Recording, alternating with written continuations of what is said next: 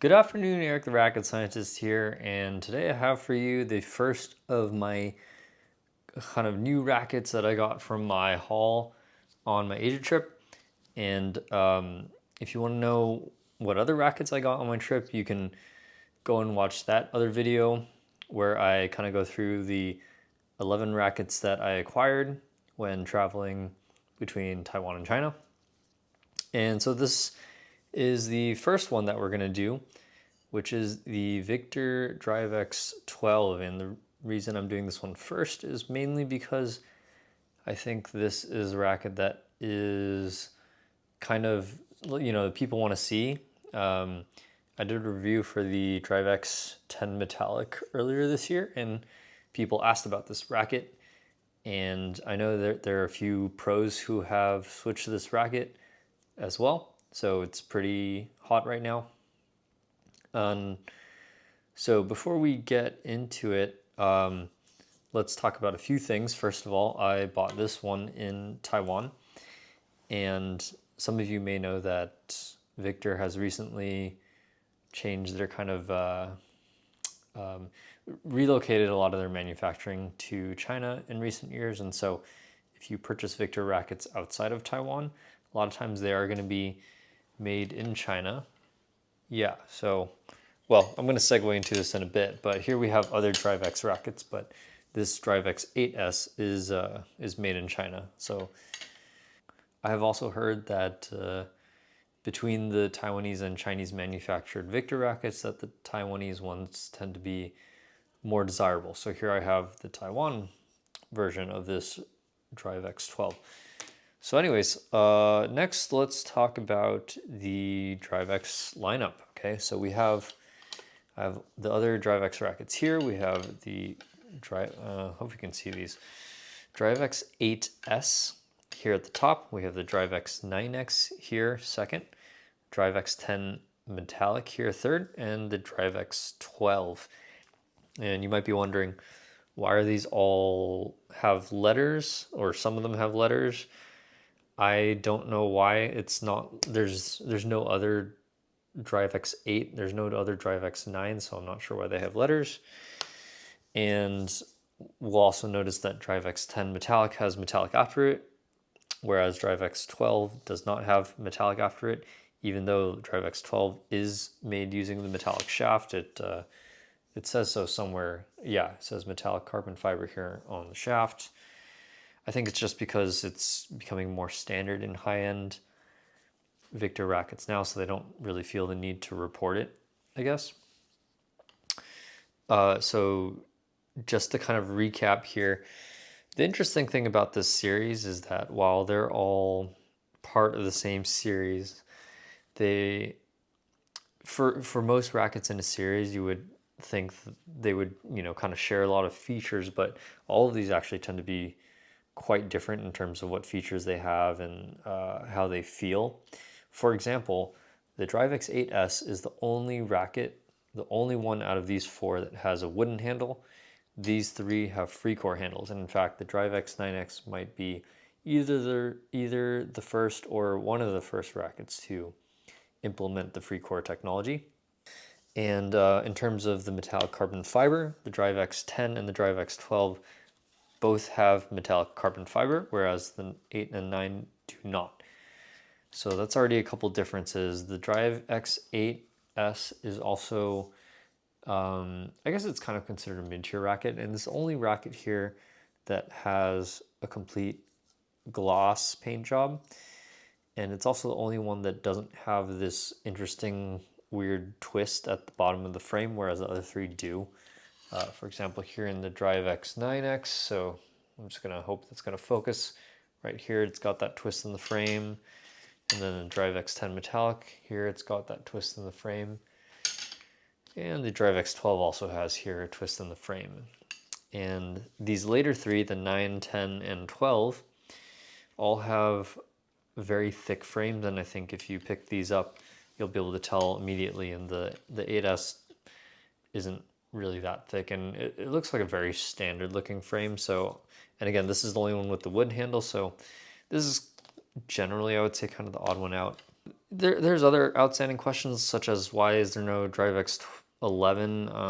We're not really I have no idea why, and we're not really going to talk about that. Let's also take a look at this, which is the fact that this comes without an undergrip, which is convenient. It means this video is going to be shorter than other videos might be.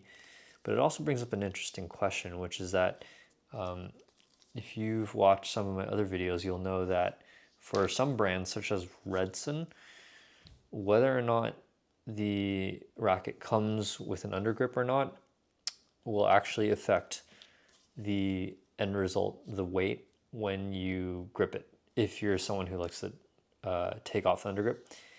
Because for Redson at least, the weight class or the weight printed on the shaft is the weight as it sits on the shelf when you buy it from the store, which means that if you have a Redson with a shrink wrapped grip, it will be for you with the shrink wrapped handle, whereas if it has an undergrip, it will be for you with that undergrip. And so if you're someone who takes that undergrip off and then puts on a grip, that's subtracting and then adding weight, whereas if it's shrink wrapped and you just grip on top of it, you're only adding weight, which means that a 4U model with a shrink wrapped handle versus a 4U model with an undergrip that you take off and then grip over, if they're both 4U, they'll actually end up different. So I'm curious to see whether that remains true for this racket as well. In other words, we're gonna weigh it, and actually we can probably weigh it right now and just see. So like if this is a true 4U, then okay, 80.5 grams. So yeah, I think this probably is, but we'll see. Once we grip it, we're gonna I'm gonna weigh it against the other DriveX rackets, and then we will see. So let's go ahead and take off this plastic somehow, which actually looks pretty annoying because, you know, usually they kind of wrap it over the end cap, but this is not wrapped over the end cap. The plastic actually stops here, so there's no easy way to get under it. I'm going to use my fingernails to kind of pry here. I can see that there's a perforation here, so it kind of wants me to peel from the bottom, but there's no good place to get a grip.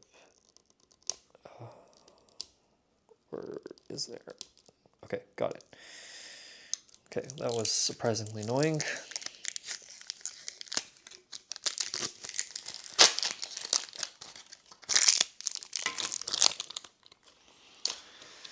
And great, where's my And like with my other free core handle rackets, I am going to put electrical tape on this guy anyways, even though you don't really have to. And again, I really like to mainly do this with my wooden handle rackets just because that helps protect the wood and make the surface more consistent. Obviously, that's less of an issue with a free core handle, but it helps make them feel a little more the same, right, between free core handles and wooden handles. Like if I had it set up the same way, I mean, it's not going to change the swing characteristics, but I just mean like the feel of the grip. So, and it also helps the cushion wrap to stay in place a little bit. I find that the cushion wrap tends to slide around a lot if you try to apply it directly to the free core handle, which can be a little annoying, but I mean, it's really up to you. So like I said, you don't really have to do this, and I see a lot of people that don't actually do this. I also just do this on all of my free core handles, so like if I didn't wrap with electrical tape, then my testing wouldn't be consistent. So unsure if I'll end up doing a full review on this racket, just because I already did a full review on the 10 metallic. I think if anything, what I can do is do a quick comparison video. So like I'll tell you to go watch my DriveX 10 metallic video and then just be like, okay, well, so we'll extrapolate from there. So actually one thing that I found interesting, and I'm not sure if I'm imagining it, maybe I am imagining it, because I thought, at least it seemed to me, that the DriveX 10 metallic shaft was thinner, but it feels stiffer almost. I'm gonna do my caliper. Let's see if I have my caliper. Exactly 7mm shaft.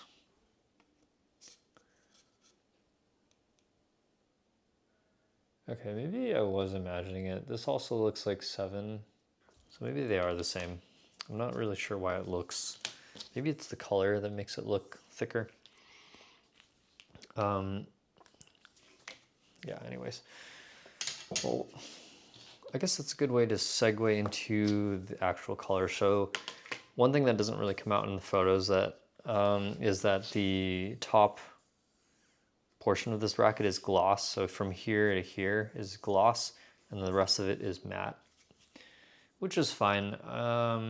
You'll know that I think that this kind of gloss matte transition racket is kind of weird. Like I would just usually prefer if the racket is completely gloss or completely black, completely matte. Why did I say black? I think the main thing is that when companies do this, they don't blend it with the graphics. Like I would be fine with this if it kind of blended with graphics. Like you have like this gradient here that transitions to this pattern. Okay, great, that's fine. But it doesn't really, I don't think it really works like here. Anyways, and it's kind of weird because you have gloss black here, but then you have matte black, matte black, matte black. So the other thing is that this color looks like a very vibrant, bright orange in photos, but in person, it's more like a pastel salmon-y kind of, almost like borderline pink. I think it's because there's some metallic flake in here that makes it a little bit brighter, which is fine. I don't mind that, I guess. So in terms of who's using this racket, I know off the top of my head that Fajar Alfian is using this right now, which is interesting. Now I was a little surprised to see him using this racket because I think like if we're kind of extrapolating from the DriveX 10 metallic to this guy, you know, we would think that this would be a pretty demanding head heavy racket, because if you watch my review of the DriveX 10 metallic, I'll say that it's, you know, I think a racket that I wouldn't really say it feels natural to a lot of people for doubles, because it's not super maneuverable. I think it works pretty well for singles. So it's interesting to see that people are using this racket for doubles. So I'm curious to see like how the power delivery will differ. If they like kind of dialed it back a little bit, made it more flexible and you know, kind of easier to work with, or if they made it faster, how the balance is compared to the 10. All right, and that is what we'll call good enough. It's not perfect, but good enough. Beautiful. All right, next step is to get this strung, and we'll put it side by side with the DriveX 10. Yeah, I mentioned that I was gonna weigh this afterward, but like I forgot that there's no strings on this, so I can't actually compare the weight and balance to my DriveX 10 right now, unless I cut the strings, but I don't want to do that because these are perfectly good strings. Anyways, with that, thanks for watching, and I'll see you in the next video. I have plenty of more rackets to grip, so if you like these videos, stay tuned. That's one down and 10 more to go.